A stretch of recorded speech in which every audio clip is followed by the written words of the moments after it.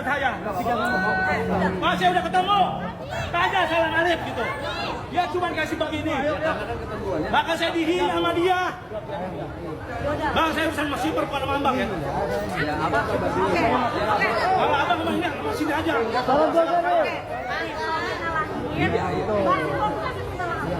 Oh, orang. Makanya jangan maruk. Sama-sama relawan jangan maruk. Tolong dong, panggilin dong. Ada undangan kami, undangan resmi. Iya, Bapak. Saya sendiri juga. Kami ini manusia, bukan binatang. Oke, sebenarnya kami dulu, kami dulu. Ya. Jangan makan, Itu mutar dia. putih aja nggak ada. Itu dia, mutar. Ya udah. 300 pasukan yang kami undang, kamu ada. Kalau ribuan biasa aja, kita cuma ratusan. Kalau bicara organ setara, nggak ada besar, nggak ada kecil. Keadilan aja. Mana keadilannya? Betul. Itu bukan uang dia, bukan konsumsi dia. Ada hak pilih. Ya, Neng. Kayaknya kecil-kecil. Bapak bisa lihat ibu-ibu dengan anak-anak kecilnya. Kepanasan, hujan-hujanan. Oke. Sebenarnya kita nggak mau seperti ini.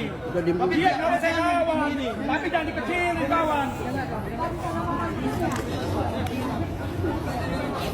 Jadi ada yang ketara.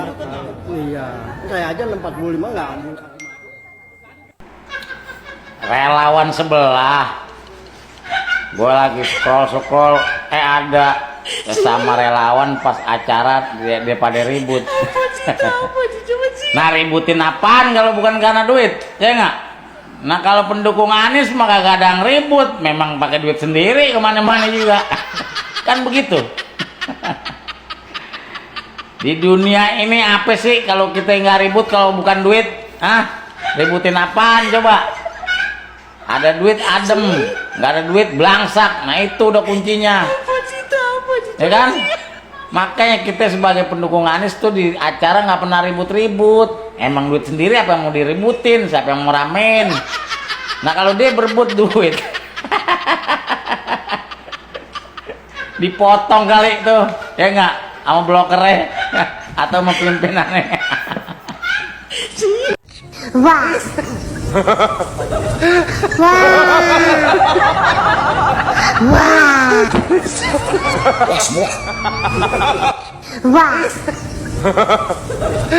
Wah. Wah. Wah.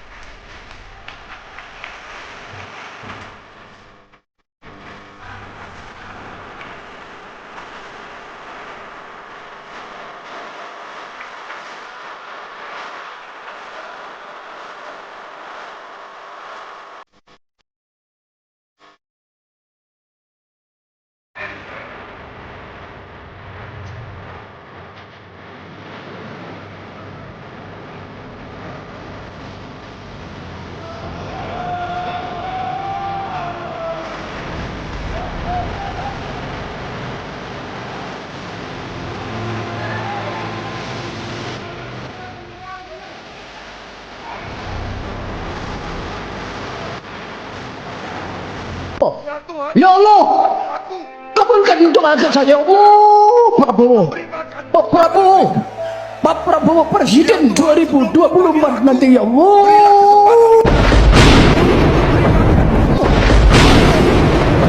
Ya Tuhan, sebelum kau panggil aku, berilah kesempatan kepada aku untuk memberi makan seluruh anak Indonesia.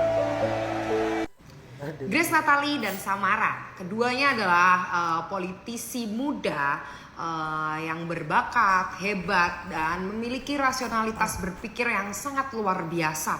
Sehingga saya mengidolakan mereka berdua. Tapi itu dulu, sebelum mereka memutuskan untuk mendukung paslon nomor urut 02. Di mana jejak digital mengatakan bahwa mereka berdua, kita bahas satu-satu nih. Mbak Grace Natali dulu sampai memberikan predikat bahwa Prabowo itu adalah pembohong yang ulung.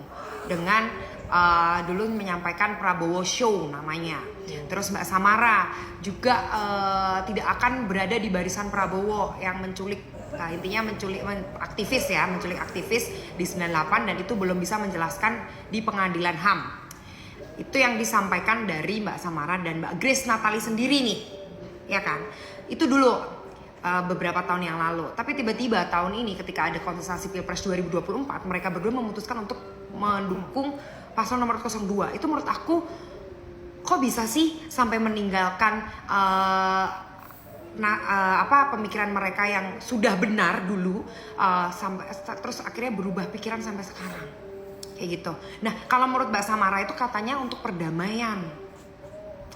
Katanya gini, kemarin itu waktu ada diskusi antara paslon nomor perwakilan dari paslon 1, 2, 3, Mbak Samara ngomong nih di depan publik bahwa kalau ada pilihan untuk perdamaian dan perpecahan, saya memilih untuk perdamaian, sehingga saya bergabung ke 02. Aduh, perdamaian yang mana nih Mbak? Sorry sebelumnya, tolong dijawab. Perdamaian yang bagaimana? Pendukung 02 itu adalah terkenal pendukung yang penyebar hoax. Contoh nggak usah jauh-jauh. Itu kemarin di samping Mbak Samara dan Mbak Grace Natali kan, tolong dipegang, ini tepok pundaknya. Tolong dikasih tahu tuh kadernya, si Seri Tanzil, bilangin, tolong dong jadi pendukung 02 tuh nggak perlu nyebar hoax, gitu loh. Itu perdamaian dari mana? Kalau pendukungnya aja suka nyebar hoax. Nih, belum lagi nih Mbak Grace ngomong soal food estate. Food estate. Daripada panjang kali lebar kali tinggi menjelaskan food estate itu adalah ini, dijelasin aja deh PT yang memegang proyek food estate di Kalimantan Tengah, tepatnya di Gunung Mas. Coba itu PT apa? Terus yang membawahi siapa? Anggotanya siapa aja? Itu aja dibahas deh Mbak. Nggak usah banyak kesono kesini. Terus bilangnya pakai uang pribadi karena COVID-19. Yakin pakai uang pribadi? Terus katanya untuk menguji tanah. Sorry Mbak Grace sudah pernah belum ke food estate Kalimantan Tengah, TWI Baru Gunung Mas? Nih Mbak, kebetulan saya udah pernah ke sana. Dan di sana saya benar-benar melihat tanah gersang Mbak. Saya nanya nih ke penduduk sekitar yang jelas-jelas dulu mata pencariannya, bekerjanya mencari uangnya di situ dari hasil hutan itu. Saya nanya, ini kira-kira kenapa ya nggak bisa panen di sini? Kata mereka karena itu terlalu dalam untuk dikeruk tanahnya. Jadi sudah tidak subur lagi kalau untuk ditumbuhin tanaman. Jadi sebelum ngomong lebih baik Mbak Grace itu riset dulu. Kayak gitu loh. Yang jadi pertanyaan saya sekarang, coba deh Mbak, dikupas tuntas PT yang memegang proyek food estate di TWI Baru Gunung Mas, Kalimantan Tengah. Coba Mbak. Nah, terbukti kan, memang mereka berdua itu nggak konsisten dalam ucapannya. Dari tahun kemarin ngomong ngatain Prabowo dan Gibran, sekarang berada di barisan kubunya Prabowo dan Gibran. Aduh, memang ya menjadi konsisten itu berat. Pendukung 02 mana kuat.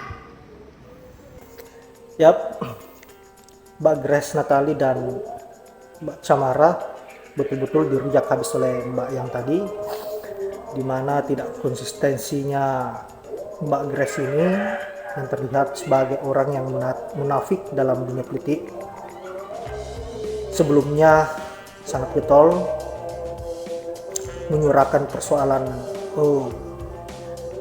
keburukan-keburukan yang dilakukan oleh Prabowo maupun masa lalunya, dan videonya pun banyak beredar di media. Saya kira jejak digital memang sangat kejam. Yang tadinya Mbak Grace begitu getol nyinyir terhadap Prabowo, sekarang menjilati dan bahkan membela mati-matian apa yang menjadi kesalahan Prabowo dan juga Gibran. Dan saya berfokus pada video yang pertama tadi, di mana relawan Prabowo Gibran ini saling sikut hanya karena persoalan pembagian dana yang tidak merata. Saya kira mereka hanya mendukung Prabowo karena persoalan cuannya, bukan karena hatinya. Nah, inilah pemilih-pemilih atau relawan yang seperti ini yang berbahaya. Bisa saja kedepannya akan mengkhianati Prabowo pasca bentrok ini terjadi. Kasihan sekali apa yang dialami oleh Pak Prabowo. Tidak hanya dirinya yang selalu melakukan blunder dan juga cawapresnya, tetapi pendukungnya juga mempertontonkan hal-hal yang memalukan. Saya kira ini adalah tanda-tanda bahwa Pak Prabowo memang hanya ditakdirkan untuk menjadi capres abadi. Baiklah, saya kira hanya itu. Semoga ada hikmah dari video yang saya up, dan saya akhiri dengan ucapan wallahul muwaffiq ila aqwamit thoriq. Assalamualaikum warahmatullahi wabarakatuh.